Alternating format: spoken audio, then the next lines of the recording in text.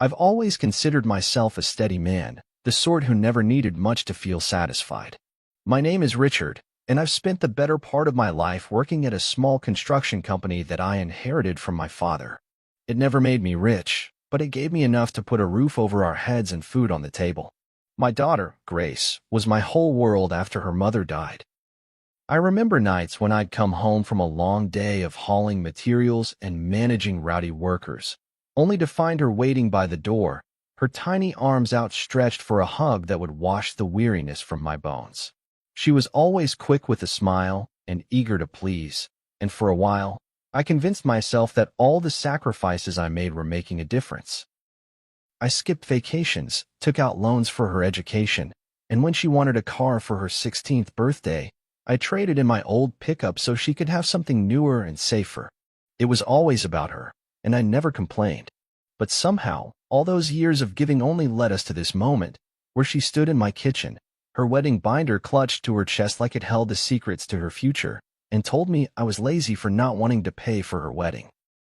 "You're a lazy man," she said, her voice trembling with more anger than I'd ever heard from her.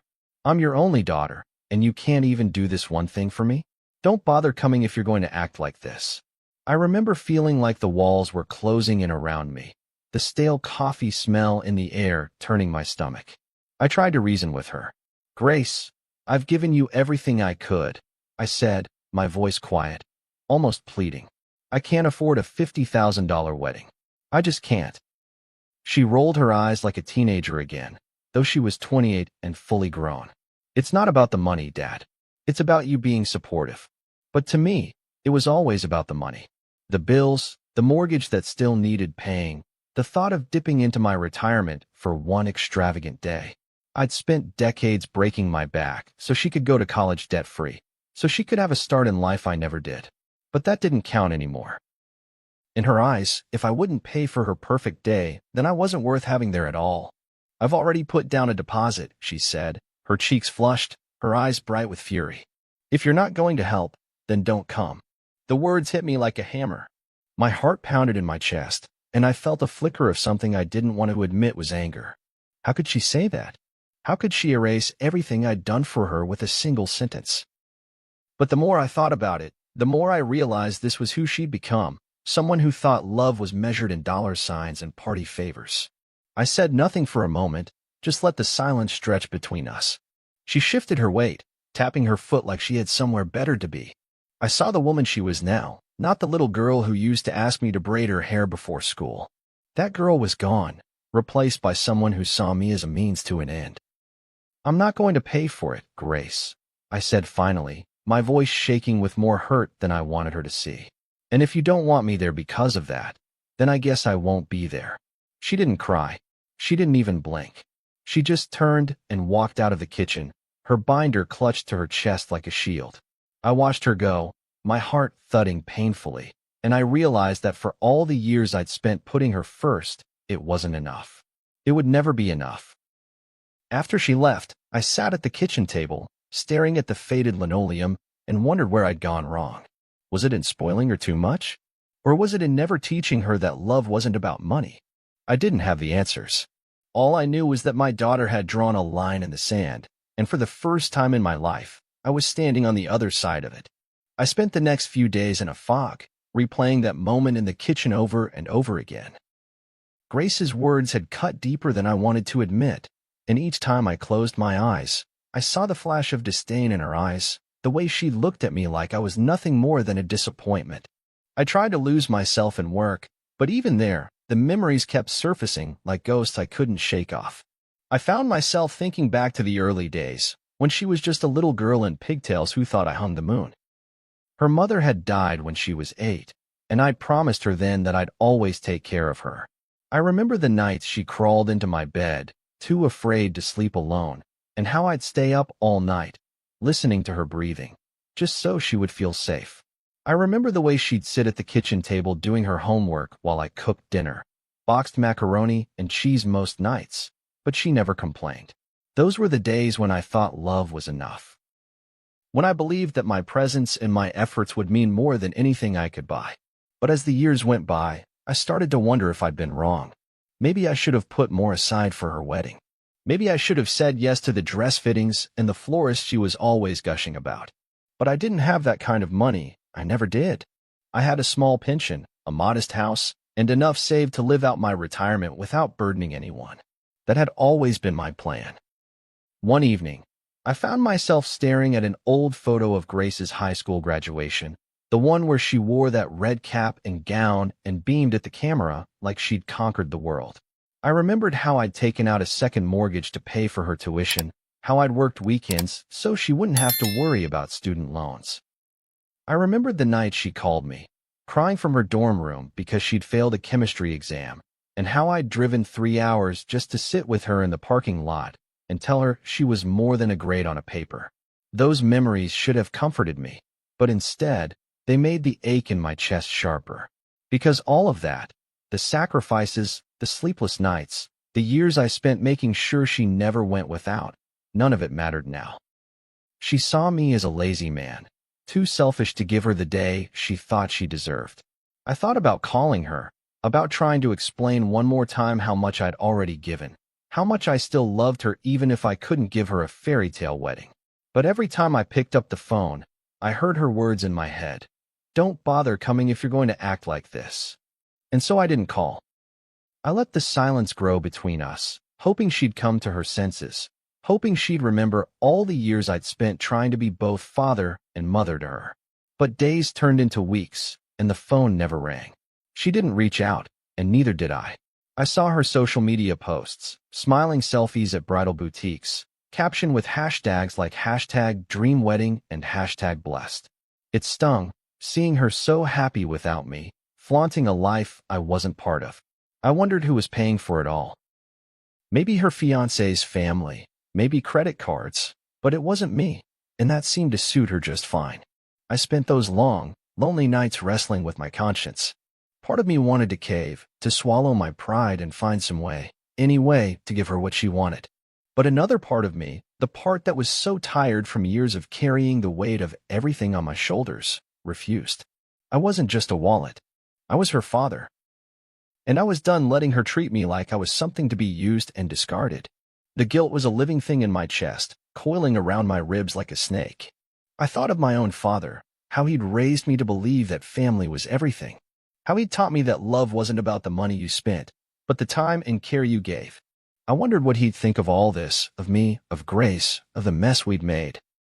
I wanted to believe he'd understand, that he'd tell me I was right to stand my ground. But even if he didn't, I knew I couldn't keep bending until I broke. I was starting to see that Grace's idea of love was different from mine, and that was a bitter pill to swallow. But in that bitterness, I also felt something I hadn't felt in a long time: relief. Because for once, I wasn't twisting myself into knots to make her happy. For once, I was drawing a line and standing behind it. Even if it hurt like hell. The weeks following that final conversation were some of the hardest I'd ever known. I found myself wandering through the house, restless and unsure of what to do with myself. The wedding was fast approaching. She'd set the date for late June, and every time I looked at the calendar, it was like a fresh slap in the face. My own daughter, telling me I was no longer welcome at her wedding because I wouldn't pay for it. The betrayal of it twisted in my gut like a dull knife. I tried to stay busy. I spent long hours in the yard, pruning back the overgrown rose bushes and painting the old fence that ran along the back of the property. But even as I worked, the memories played in my mind like a broken record. I thought of her as a little girl, begging me to push her on the swings until my arms ached. I thought of the way she used to laugh, unguarded and pure, before everything became so transactional. One Saturday morning, I got a call from my sister, Maureen. She'd always been close to Grace, the fun aunt who let her eat ice cream for breakfast and stay up watching movies. She'd heard about the argument, no doubt from Grace herself, and now she wanted to mediate. "Richard," she said, her voice gentle, like she was talking to a wounded animal. "She's your daughter. You don't want to look back on this and regret not being there. Maybe you could find a way to help a little. Just enough so she feels like you're part of it." I sighed, pinching the bridge of my nose. "Maureen, I've done enough. I can't keep draining myself for her to have one perfect day. I have to draw the line somewhere." There was a pause, and I could hear the disappointment in her breath. She's hurting too, she said. Maybe she doesn't know how to ask for help in the right way. Calling me lazy and telling me not to come isn't asking for help, I snapped. My voice cracked, betraying the hurt I'd tried so hard to hide. It's demanding, and I can't keep giving in. She didn't argue. She just sighed again and said, well, you know what you can live with. But I'd hate to see you two let this ruin everything. After I hung up, I sat at the kitchen table, my coffee growing cold in front of me. Maureen meant well, but she didn't understand what it felt like to be told you're not wanted at your own child's wedding because you can't afford to pay for it. She didn't know what it felt like to spend decades working your hands to the bone, only to be told it wasn't enough. That evening, Grace called. I nearly dropped the phone when I saw her name flash on the screen. My heart raced as I answered, unsure of what to expect. Dad, she said, her voice clipped and cold. I just wanted to let you know that we've decided to move forward without you. You're not invited. I swallowed, my throat dry. Grace, are you sure about this? I'm your father. I'm sure, she said, no hesitation in her tone.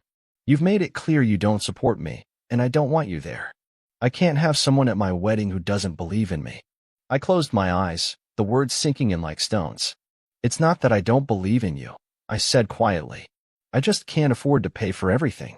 That doesn't mean I don't love you. There was a pause, and for a moment, I thought I heard her sniffle.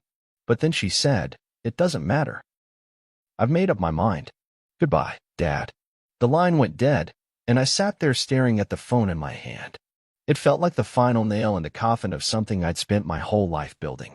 I thought about calling her back, about begging her to reconsider, but something in me hardened instead.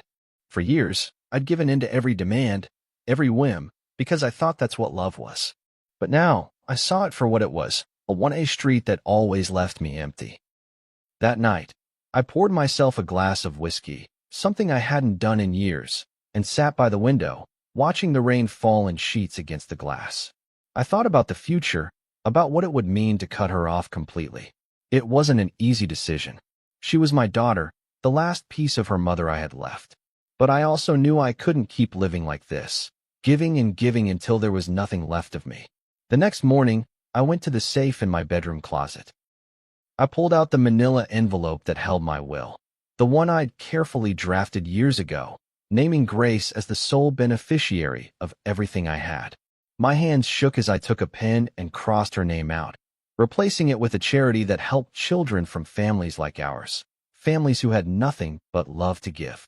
It was the hardest thing I'd ever done, but in that moment, I felt a strange sense of peace, like I was finally taking back something of myself. I knew she'd be furious when she found out, but I also knew it was the right thing to do. For her, for me, for the memory of the man I used to be. Because love wasn't about money, and I couldn't let her believe otherwise. In the days after I made the change to my will, I felt an uneasy calm settle over me. It was as if I'd finally accepted the truth that had been staring me in the face for years. Grace wasn't going to change, and no matter how much I wanted her to, she wouldn't see me for who I really was. I had to be the one to change instead, to let go of the hope that I could ever buy my way back into her heart. The news spread quickly. I didn't know if Grace told my siblings or if someone else let it slip, but soon enough, my phone was ringing off the hook. My brother, Tom, called first, his voice tight with disbelief. Richard, you're really cutting her out of the will? He asked, like he couldn't believe it. She's your only child. You can't be serious. I'm dead serious, I said, my tone level even though my hands were shaking. She's made it clear she doesn't want me in her life unless I'm willing to pay for it. I won't keep pretending that's what a father is supposed to be. Tom sighed heavily, the kind of exhale that said he was weighing his words. I get it, he said finally. I know she's been demanding, but she's still your kid. Don't you think you'll regret this when you're gone? I've spent my whole life worrying about what I'd regret, I told him. And I've realized that what I'd really regret is not standing up for myself, even to my own daughter. He didn't argue after that. He just said he hoped I'd find peace with my decision, and I told him I already had. But after we hung up, I couldn't help the pang of doubt that crept in. Was I being too harsh? Too final? I tried to push the thought away, but it lingered like a shadow in the corners of my mind. Maureen came by the next day, showing up at my door with a casserole in hand, as if she thought feeding me would somehow fix everything. She set it on the counter and turned to me, her brow furrowed. "I think you're making a mistake," she said bluntly. "This is going to tear the family apart." "Grace has already done that," I said, my voice low. "I've done nothing but support her. She's the one who told me not to come." Maureen's eyes softened, but she didn't back down. "She's young, Richard. She doesn't know what she's saying." "She's 28, Maureen," I shot back, a note of frustration creeping in. "She's not a child anymore." She didn't have an answer for that. Instead, she hugged me, a quick, stiff embrace, and told me to let her know if I needed anything. I thanked her, even though I knew there was nothing she could give me that would fill the hole Grace had left. In the evenings, I'd sit on the back porch with a cup of tea, staring out at the yard where Grace used to play. I could still see her running barefoot through the grass, her laughter ringing out like music. Those memories were a comfort and a curse, a reminder of a time when love was simple and untainted by money or expectations. As the wedding day drew closer, the silence between us grew into something heavy and suffocating. I didn't hear from Grace again, and part of me was glad. I didn't want another argument, another reminder that I wasn't enough for her. I wanted to remember her as she used to be, before the entitlement, before the accusations. The day of the wedding came, and I spent it alone. I woke up early, made myself breakfast, and went for a long walk around the neighborhood. The sun was bright and warm, a perfect June day, and as I walked, I wondered what she was doing. Was she happy? Did she even think of me at all? I told myself it didn't matter, but of course it did. It always would. I didn't let myself look at the pictures that started popping up online. Maureen tried to show me a photo of Grace in her wedding dress, but I shook my head and walked away. I didn't want to see the smile I knew would be there, the smile that said she didn't need me at all. I didn't want to know if she missed me, because I suspected she didn't. That night, I sat in my living room, the house quiet around me, and I let the tears come. I cried for the little girl who used to hold my hand, for the man I used to be when I thought love was enough to fix anything. I cried for the finality of it all, for the knowledge that some wounds never heal. But when the tears dried, I felt something else, too, a strange sort of peace. I'd made my choice. I'd drawn the line, and I wasn't going to let anyone, family or not, cross it again. It hurt like hell, but it also felt like freedom. I poured myself another cup of tea and sat back in my chair, staring at the empty seat across from me. I realized that I wasn't just mourning my daughter. I was mourning the version of me that thought I had to keep sacrificing myself for her happiness. That man was gone now, and in his place was someone who understood the cost of loving too much. I was learning, slowly but surely, that sometimes love meant letting go. The wedding had come and gone, and with it, a chapter of my life closed for good. I didn't know if she thought about me at all on that day, if, for even a fleeting second, she wondered what her father was doing, whether he was sitting at home in the quiet or out in the yard trying to distract himself with the garden. In some ways, it didn't matter. She'd made her choice, and so had I. I heard the stories secondhand, through the grapevine of family chatter and the polite inquiries of old friends who hadn't known how deep the rift ran. It was beautiful, they said, a note of caution in their voices when they realized I hadn't been there. Such a lovely day. She looked radiant, and I nodded, forcing a smile, as if I was happy to hear it. But inside, a part of me went cold. Because what did it matter how radiant she looked if she had erased me from her life? I spent those days in a quiet sort of mourning. There was no funeral, no formal goodbye, but it felt like a death all the same. The death of what I thought family was, of the belief that blood would always be enough to keep us tied together. The ache in my chest wasn't something that would go away with time. It was something I would learn to live with, like an old injury that still flared up in the rain. Grace didn't reach out, and I didn't expect her to. I saw the pictures. She'd posted them online, tagged them with phrases like #BestDayEver and #FamilyFirst. Family first, I thought bitterly, as if I'd never been part of that definition in her mind. I studied the photos only once, my eyes drawn to the smile on her face, the way she leaned into her new husband like he was the only one who mattered. She looked happy, and for a fleeting moment, I was glad. But the gladness was hollow, thin as the air in my lungs.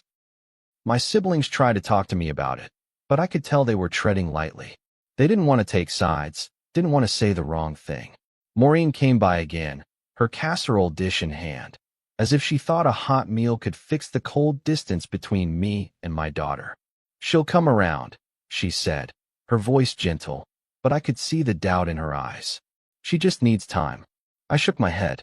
"It's not about time, Maureen. It's about respect. She's made it clear she doesn't have any for me." My voice was calm, even though my heart still felt like it was breaking in slow motion. "But she's your daughter," she insisted, and I heard the same pleading note I'd once used myself when I thought I could still fix things. "Doesn't that count for something?" I looked at her, feeling the weight of the years pressing down on me. "It does," I said. "It counts for everything. But I can't let it be the reason I keep letting her treat me like a bank instead of a father. That's not love, Maureen. Not anymore." She didn't argue after that. She just hugged me, her arms tight around my shoulders, and I let her hold me even though I didn't feel any comfort in it. Because the truth was, I didn't want comfort. I wanted peace, and I was starting to realize those weren't the same thing. In the quiet of my home, I found small ways to keep moving forward. I started taking long walks in the evenings, letting the rhythm of my footsteps steady my thoughts. I found solace in the simple things, the birds that came to the feeder outside my window, the way the garden bloomed despite my neglect. There was a kind of healing in those quiet moments, a reminder that life went on even when your heart was cracked open. Some nights, I'd think about reaching out to Grace. I'd imagine picking up the phone, hearing her voice again. But every time, I stopped myself. Not because I didn't miss her, I did, more than I could ever say, but because I knew that if I called, it would be me, once again, bending over backward to mend a rift she'd created. And I couldn't do that anymore. I wouldn't. Instead, I focused on the life I still had. The friends who checked in, the neighbors who waved when I passed by, the small pleasures of a quiet morning with my coffee in hand. I was learning to be enough for myself, and though it wasn't easy, it felt like the only honest path left to me. I didn't know what the future would bring. I didn't know if Grace and I would ever find our way back to each other. But I knew this. I had drawn a line, and I was standing behind it, not because I wanted to hurt her, but because I finally understood that love isn't about giving until you're empty. It's about knowing when to stop, when to say, "This is who I am, and I deserve respect too." And if that meant standing alone, so be it. Because in that quiet stand, I found something I hadn't felt in years: dignity. A sense that, for once, I wasn't just surviving, I was living on my own terms. As the weeks turned into months, I settled into the rhythms of my new life, a life without Grace, without the constant ache of trying to meet someone else's expectations. There were still moments, of course, when the silence between us felt too big to bear, when I'd catch myself wondering how she was doing, whether she thought of me at all. But those moments passed more quickly now, like clouds drifting across the sun. I found solace in small rituals. My morning walks became a kind of meditation, each step a quiet affirmation that I was still here, still standing. I started spending more time at the library, getting lost in books that reminded me there was a world beyond the walls of my own home. And in the evenings, I'd sit on the back porch with a cup of tea, listening to the soft chorus of crickets and letting the calm of the night settle over me. I thought often about the choice I'd made, the decision to cut Grace out of my will, to stop bending to her demands. It wasn't an easy choice, and it wasn't one I made lightly. But the longer I sat with it, the more I understood that it wasn't just about money. It was about respect, about reclaiming the dignity I'd spent years giving away in the hope that it would somehow make her love me more. I realized, too, that my love for Grace hadn't disappeared. It was still there, as steady and fierce as ever. But I learned that loving someone didn't mean sacrificing yourself completely. It didn't mean letting them walk all over you, or turning a blind eye to their cruelty. It meant holding firm to the truth of who you were, even when it meant standing alone. One night, as I sat watching the moon rise over the garden, I thought about the man I used to be, the man who thought he could fix everything with one more sacrifice, one more late-night shift, one more loan taken out to make her dreams come true. I felt a surge of compassion for that man, for the way he had given everything he had without ever asking if it was enough for him, too. I understood now that I couldn't be that man anymore. I didn't want to be. And in that realization, I felt a weight lift from my shoulders, a lightness I hadn't known in years. I wasn't angry anymore. I wasn't even sad, not in the way I had been. I was free. Free to live the rest of my days on my own terms, without the constant fear that I wasn't doing enough, being enough. I knew there would always be people who didn't understand my choice. Family members who whispered that I was cold, friends who thought I should have done more to mend the rift. But they hadn't lived my life. They hadn't spent decades giving everything to someone who only saw them as a means to an end. And for the first time, I didn't feel the need to justify myself to anyone. I don't know if Grace will ever reach out to me again. Maybe one day she'll look back and see how much I loved her, how much I gave. Or maybe she won't. Maybe she'll move on with her new life, and I'll be nothing more than a footnote in her story. I've made my peace with that. Because the truth is, I can't control what she does or how she feels. All I can control is how I choose to live my own life. I choose peace. I choose dignity. I choose to stand firm in the boundaries I've drawn, not because I want to shut her out forever, but because I finally understand that my love doesn't mean erasing myself. So here I am, in the quiet of my own company, surrounded by the echoes of the life I've built, brick by brick, day by day. It's not the life I thought I'd have, but it's mine, and that makes it enough. And if Grace ever comes back, if she ever wants to build something real between us again, I'll be here. But this time, it'll be on my terms. No more demands, no more ultimatums, just two people, each standing in their own truth, and seeing if love can still find a way to bridge the gap. Until then, I'll keep living. And that, I've realized, is the bravest thing of all. If this story spoke to you, please like and subscribe for more real-life dramas and emotional journeys. I'd love to hear your thoughts in the comments. Have you ever had to draw a line in a relationship to protect yourself? Let me know. Your stories matter. See you soon in the next one.